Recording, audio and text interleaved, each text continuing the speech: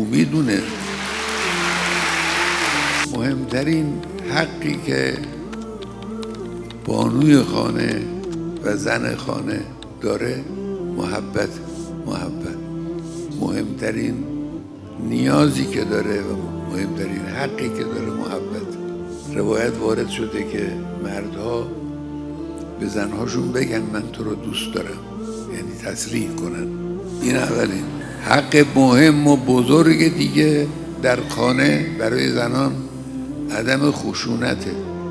حالا فرهنگ منحط غربی پر از موارد خشونت زنان، مردان بر زنان، پر کشته شدن زنان به دست شوهران، کتک خوردن زنها به دست شوهران در غرب وجود داره. این جزو مهمترین انحرافاته.